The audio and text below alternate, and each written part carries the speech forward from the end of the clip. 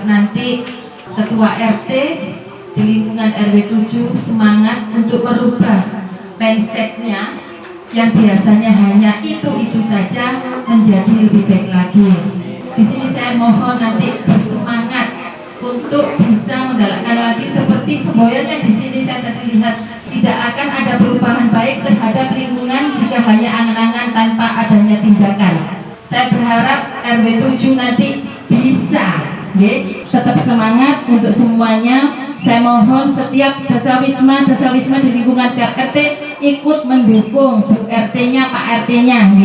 Sebenarnya piagam itu didapatkan apa saja yang sudah dilakukan oleh RW 12. Mungkin ceritanya muluk banget, tapi ini hanyalah penggambaran ya. Kira-kira nanti yang jenengan tuju itu perkara sekarang yang dilakukan apa, tahap-tahapnya ya mungkin akan sangat berat jika harus mencapai semuanya.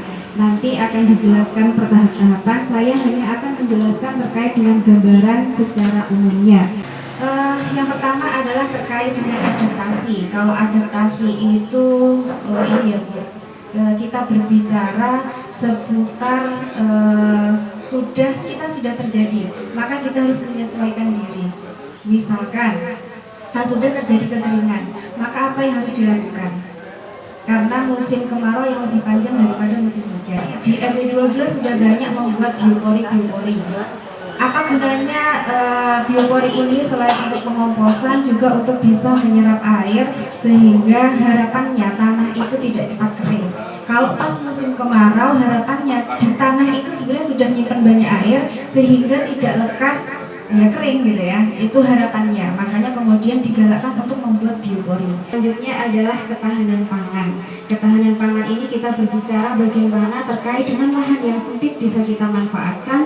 Kemudian dari sampah-sampah yang kita hasilkan sendiri itu kemudian bagaimana juga bisa diolah untuk membantu sirkulasi terkait dengan ketahanan pangan, pengomposan dan lain-lain. Mungkin nanti berbicaranya lebih ke situ. Mungkin diawali dari ketahanan pangan.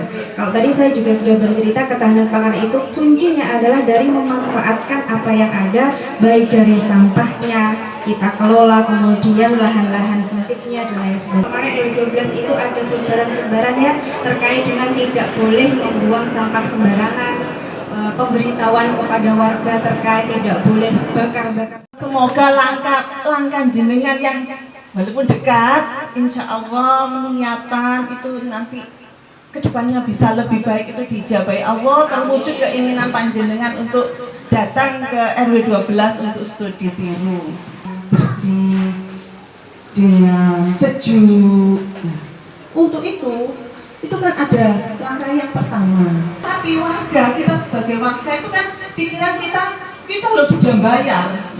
Kita sudah bayar, kita punya hak untuk membuang sampah. Nah, kewajiban dari Pak Sampah adalah mengangkut, kewajiban dari BL adalah mengelola sampah. Tidak seperti itu, Besti. Tidak semudah yang kita pikirkan.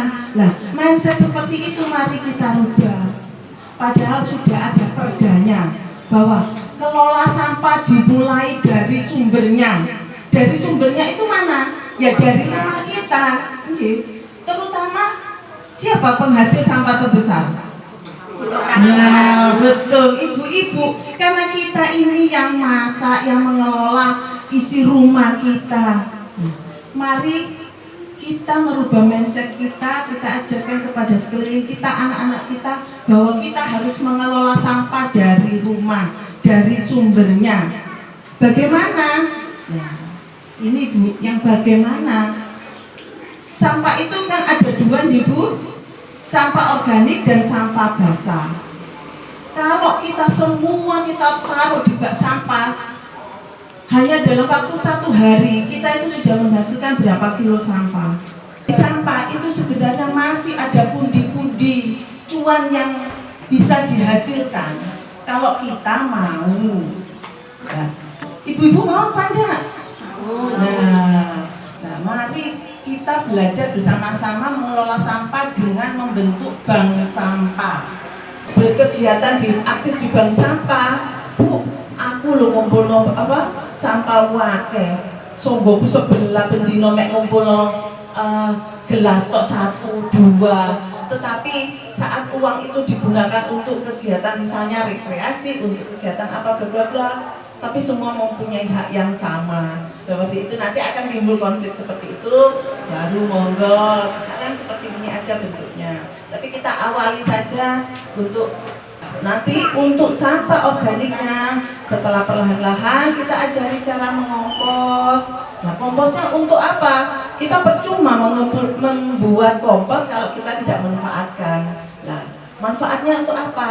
Nah, kita untuk kompos ketahanan pangan. Pasar tuh, sampah ada di mana-mana. Kadang-kadang ya, kalau kita peringatkan, ojo untuk ini sama RT nih Pak. Gitu. Itu nomor satu. Itu nomor satu. Terus juga ada rumah kos-kosan. Kalau kita beri pengarahan kadang-kadang, ya memang saya itu bukan RT-nya, tapi kita kalau menjaga lingkungan kan enak seperti itu. Kalau kita itu sudah banyak menyampaikan seperti itu, kadang-kadang malah salah sombong. Ini di RT saya apa nih? RT satu ini guys, paling kasus jawab dengan Ibu tadi, namun berkaitan dengan proklim yang disampaikan pembawa acara, memang proklim itu tidak serta-merta ucuk-ucuk, ya, ada prosesnya. Kalau menyimak yang disampaikan Ibu Ririn tadi, memang kalau kita sudah nyantol itu sudah ngeh, ya. Tapi kalau belum malah bingung gitu. Kami berbicara secara teknisnya. Jadi untuk menjawab pertanyaan Ibu tadi yang kami alami yang sudah terjadi, memang di wilayah RW 12 keberadaan maggot ada, sehingga fokus ke pengolahan sampah organik untuk maggot.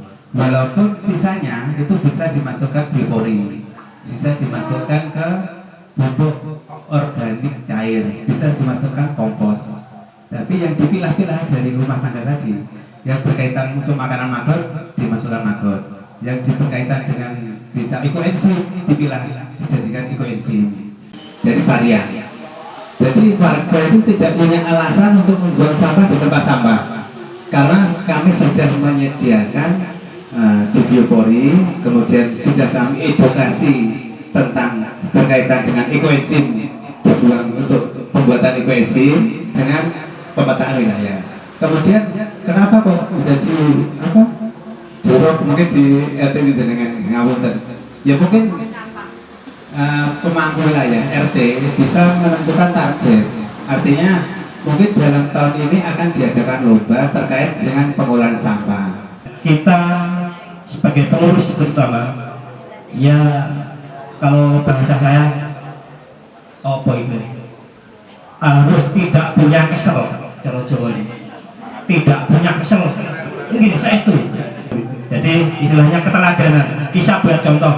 Dengan kita buat contoh akhirnya apa istilahnya ya warga yang lain kan ya suka bisa, dan kita sudah kasih contoh terus kita negorkan.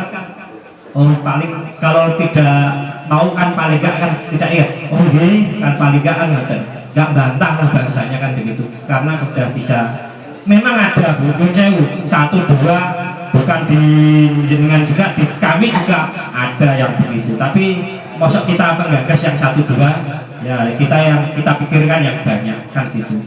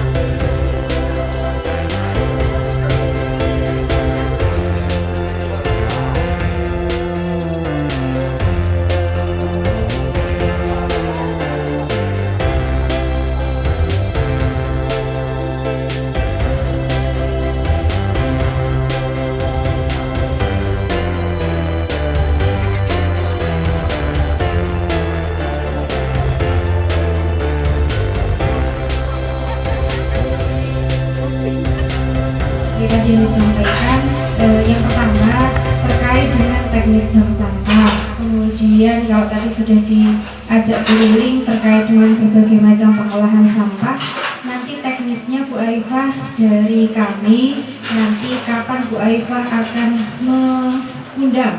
Jadi kalau disampaikan di sini kan tidak nutup waktunya. Jadi secara praktek nanti kami akan datang ke tempatnya. Habis tinggal jerami, dibakar dulu hingga bersih. Rupanya acara sampai di sini cukup sekian dan terima kasih.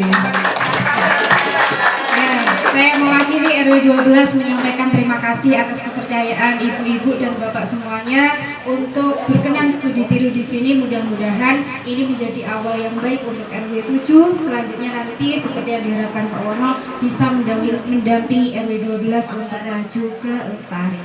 Begitu nggih, acara saya tutup. Saya atas nama pembawa acara mohon maaf apabila ada salah kata. Juga mewakili panitia dari RW 12, mohon maaf jika mungkin ada kekurangan dalam penyambutan Bapak dan Ibu pada hari ini. Terima kasih sekali lagi. Saya akhiri. Billahi taufiq wal hidayah. Wassalamualaikum warahmatullahi wabarakatuh. Monggo foto dulu.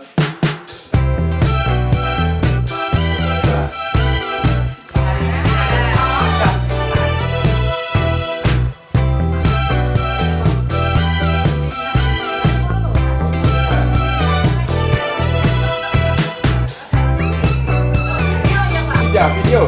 Salam bumi, pasti lestari.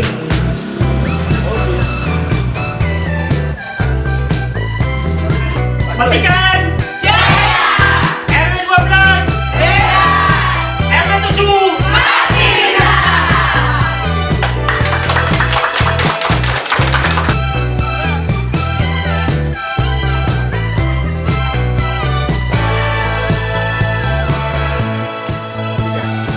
Assalamualaikum. Saya ucapkan terima kasih kepada RW 12 yang memberikan kesempatan untuk kita studi tiru untuk mengenai lingkungan dan pengolahan sampah. Harapan kami di RW 7 nanti bisa meniru di RW 12 untuk lebih lestari lagi lingkungannya, lebih hijau lagi, dan harapan saya di RW 12 nanti bisa mempertahankan apa yang sudah ada dan mengembangkan lebih baik lagi. Mungkin itu aja dari saya. Terima kasih. Wassalamualaikum warahmatullahi wabarakatuh.